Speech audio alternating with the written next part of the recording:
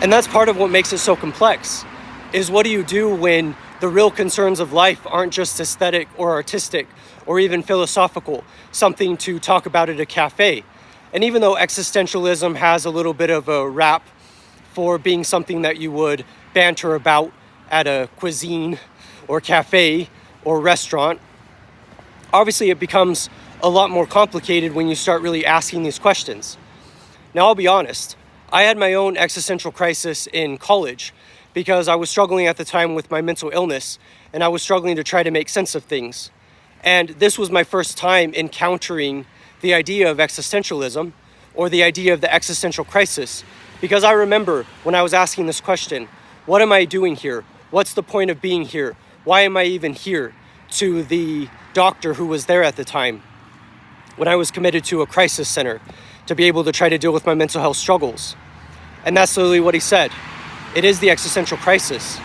You're experiencing an existential crisis. And the implication was that other people experienced that too.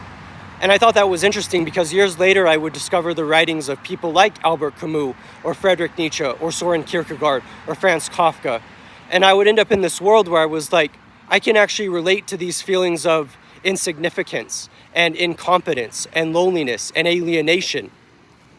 And even the fact that I can't figure out what I'm doing and yet someone can relate to me. And so I thought that was really helpful to couch it in these terms because I was dealing with something very real, something that I couldn't explain, this loss of meaning. And yet I was in a situation where it was made better because at least I had a name for it and at least I realized that I wasn't alone. At least I realized that other people had actually not only experienced these things, but written about them as well.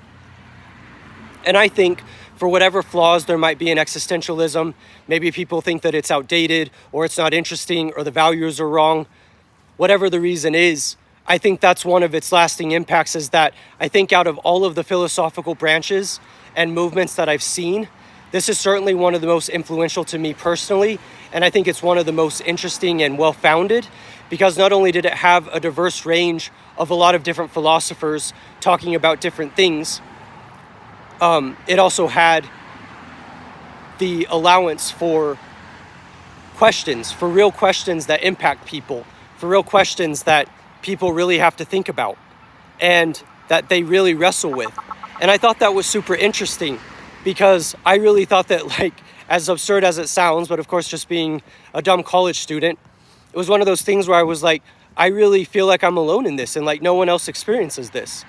And when you have all of these philosophers who have been through similar things and actually writing about it in a philosophical, logical system, I thought that was amazing.